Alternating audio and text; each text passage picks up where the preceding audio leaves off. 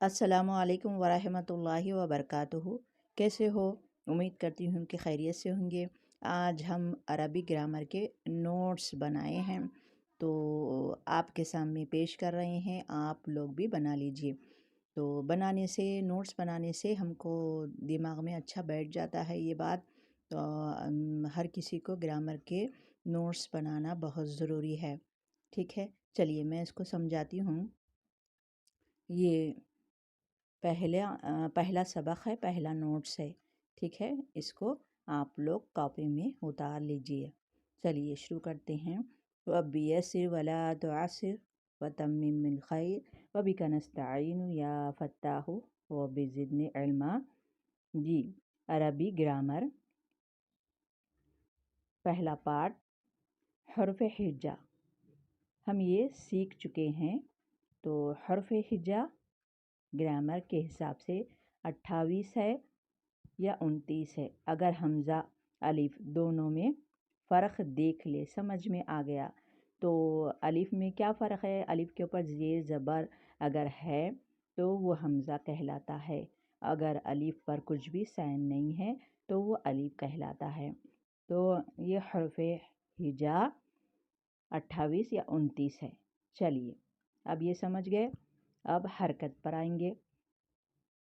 ये तो हम नूरानी क़ायदे में पढ़ चुके हैं कि यहाँ पर देखिए हरकत। जी, हरकत यानी ज़बर ज़ेर पेश को क्या कहते हैं? हरकत कहते हैं। हर एक को हरकत कहते हैं, यानी ज़बर ज़ेर पेश को।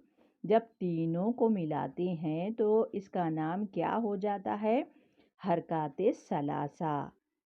ठीक है, हरकत सलासा कहलाता है। थोड़ा सा बड़ा करती हूँ ताकि आपको समझ में आए। अब ये हो गया मुतहरिक। ये क्या है? हरकत वाला हर्फ। हरकत वाला हर्फ, जिस हर्फ के ऊपर कोई हरकत हो, जैसे कि बा।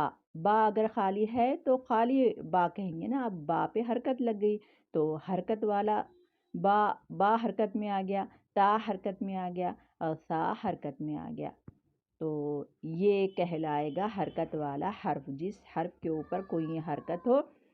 मिसाल के तौर पर बा हरकत, ता हरकत या बा ज़बर, ये तो आप जानते हैं, बा हरकत, ता हरकत, सा हरकत। जी, अब तक हम ये सीख चुके हैं कि नूरानी क़ायदे में ज़बर को हम फ़तहा कहे थे और ज़ेर को कसरा कहे थे, पेश को ज़म्मा बताए थे।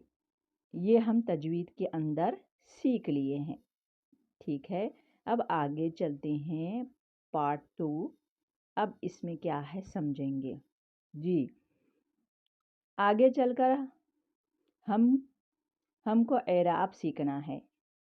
अब इन नामों को जानना ज़रूरी है। जैसे देखिए, एराब सीखने के लिए ये ज़रूरी है, ज़बर को नसब कहा जाता है। ये सीखना बहुत ज़रूरी है। ज़बर को अब क्या कहेंगे? हम नसब कहेंगे। ज़ेर को क्या कहेंगे? जर कहेंगे। पेश को रफ़ा कहेंगे। ठीक है, अब आगे। अब ये सीख लिए और ग्रामर के हिसाब से बा पर ज़बर लग गया तो हम उसको अब क्या कहेंगे? मंसूब कहेंगे। बा पर ज़ेर लग गया तो उसको कहेंगे हम मजरूर कहेंगे। बा पे पेश लग गया, अब हम उसको मरफू कहेंगे। ठीक है, अब तक छोटी क्लास में थे, अब हम ज़बर ज़ेर पेश नहीं कहेंगे। हम अब बड़ी क्लास में आ गए तो इसको ऐसा कहेंगे। अब आगे समझेंगे। वाहिद। वाहिद किसे कहते हैं? जिससे एक चीज़ समझी जाए। ओके, मिसाल वो एक लड़का खाना खाता है, एक ही लड़का कह रहा है ना, तो इसीलिए उसको कहेंगे वाहिद। अब मुसन्ना। मुसन्ना का दूसरा नाम तस्निया है। ठीक है, इसके दो नाम चलते हैं ग्रामर में, तो परेशान नहीं होना। तो अब मुसन्ना किसे कहते हैं? जिससे दो चीज़ें समझी जाए। वो दो लड़के खेल रहे हैं, वो दो लड़कियां जा रहे हैं, ये होगी बात। अब सबक नंबर 3 सीखेंगे हम जमा। वाहिद तस्निया सीख लिए, अब जमा पर आए हैं हम। अब जमा देखिए क्या है। जमा जिससे दो से ज़्यादा चीज़ें समझी जाए, जैसे कि सपोज यहाँ पर है वो सब लड़के खाना खाते हैं। ये हो गया। अब आगे चलते हैं, थोड़ा सा बड़ा करती हूँ। ये हो गया। अब जमा सीख लिए हम, अब मनफी सीखेंगे। मनफी क्या है? यानी नेगेटिव, जिससे किसी काम का ना होना मालूम हो, जैसे कि यहाँ पर है ना होना मालूम हो, जैसे कि मैं खाना नहीं खाऊंगा। मनफी बात हो गई, ये नहीं की बात हो गई। अब मुस्बत बात क्या है? पॉजिटिव, जिससे किसी काम का होना मालूम हो, इसमें होना मालूम होता, जैसे कि हाँ मैं खाना खाऊंगा। ठीक है। अब इसमें अहम नोट ये है, यहाँ पर देखिए अहम नोट जी। अहम नोट ये है, जब भी हम कोई बात कहते हैं तो इसमें कई लफ्ज़ आते हैं, कभी ज़्यादा भी होते हैं और कभी कम भी। ठीक है। तो अब जो मुंह से हम लफ्ज़ कहते हैं, वो लफ्ज़ के मुंह से जो भी समझ में आए, एक एक लफ्ज़ कह रहे हैं ना, बात करें तो हम एक एक लफ्ज़ कहते हैं। तो अब वो लफ्ज़ के दो हिस्से करेंगे। एक तो वो लफ्ज़ों में हम जो बात कर रहे हैं वो लफ्ज़ों को दो हिस्से करें, तो एक है बामाना और दूसरा है बेमाना। ठीक है, बामाना और बेमाना। तो अब बामाना इंग्लिश में कहते हैं मीनिंगफुल, बेमाने उसको कहते हैं मीनिंगलेस। ठीक है। अब आगे चलते हैं।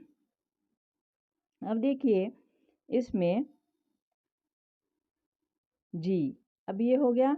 अब लफ्ज़ के हम दो पार्ट किए थे कि बामाना बेमाना। बामाने में यहाँ पर देखिए, बामाने में उसमें होता है मैं चाय पीऊँगा, यानी मायनेदार बात समझ में आती है, चाय मैं पीऊँगा। और बेमायने में मैं चाय शाय नहीं पीऊँगा। ये शाय क्यों आया? वो बेमायने है। और जैसे कि कॉपी इसमें है, शापी इसमें है। कैमरा समझ में आया, शैमरा समझ में नहीं आया। तो अब लहजा बाद जो समझ में आती है कुरान व हदीस में, बेमानी लफ्ज़ कुछ नहीं होते, सब मायनेदार होते हैं, जिसमें माना समझ में आया। लहजा हम बामायने लफ्ज़ पढ़ेंगे, अब ये नहीं पढ़ेंगे। ठीक है। अब ये पढ़ेंगे जो समझ में आए, मीनिंगफुल वो समझ में आए वो पढ़ेंगे। अब मीनिंगफुल ये हो गया। जैसे कि मीनिंगफुल क्या है वो समझाती हूँ। जैसे कि मुफरद है, मुफरद में सिंगल वर्ड होता है। मस्जिद, मस्जिद से पूरी बात समझ में आ गई कि मस्जिद में कुछ ना कुछ है, जाना है, कुछ निकलना है, ये बात समझ में आ गई, ये है मायनेदार बात। अब ये हो गया, समझ गए। अब हम यहाँ पर जो समझ में आ गई बात उसको कलमा कहते हैं, कलीमा कहते हैं उसको। अब कलीमे के तीन हिस्से होते हैं, तीन हिस्से। एक तो ये है इस्म, फेल, हर्फ। ठीक है, ये हो गया इस्म, फेल, हर्फ।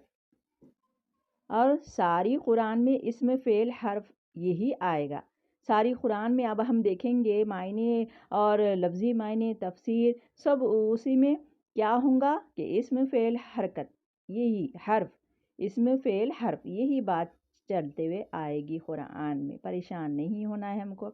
चलिए, इस्म किसे कहते हैं आप समझते हैं? इस्म, फेल, हर्फ किसको कहते? इस्म। चलिए अब इसको समझते हैं। वो कलिमा है जो खुद अपने मायने बताए और अपने मायने बताने में किसी दूसरे कलिमे का मोहताज ना हो। जैसे कि कलमुन, ये हमको ये खुद अपना काम बता रहा है, यानी पूरी बात समझ में आ रहा। इसम में कलम समझ में आ गई बात, आकिब समझ में आ गई बात, मस्जिद समझ में आ गई बात, अना समझ में आ गई बात, यानी मैं, शजरतुन ये झाड़ समझ में आ गई बात। तो वो कलिमा है जो खुद अपने मायने बताए और अपने मायने बताने में किसी दूसरे का मोहताज ना हो, सहारा नहीं लेता, ये इसम। ठीक है। अब फेल समझेंगे हम। फेल यानी वर्ब, इसम यानी नाउन।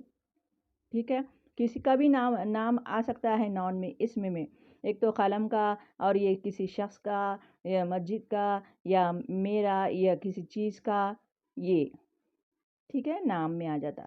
اب فعل یعنی ورب وہ کلمہ ہے جسے کسی کام کا کرنا یا ہونا سمجھا جائے اور تینوں زمانوں حال، ماضی، حال، مستقبل میں سے کوئی زمانہ اس میں پایا جاتا ہے۔ کس میں؟ فعل میں۔ جیسے اس نے کھایا یعنی پاسٹ ٹینس میں کھایا، وہ لکھتا ہے، یہ اب فیوچر میں لکھ رہا ہے، وہ لکھے گا، فیوچر ٹینس۔ یہ فیوچر میں لکھ رہا ہے، یہ مستقبل میں لکھ رہا ہے، یعنی پاسٹ ٹینس، فیوچر ٹینس، یہ فیوچر یعنی اس میں مضارع میں، انشاءاللہ ہم مضارع بعد میں پڑھیں گے۔ تو یہ بات ماضی مستقبل اور حال، اس میں بات آتی۔ اب حرف ہم پڑھیں گے یعنی پارٹیکل۔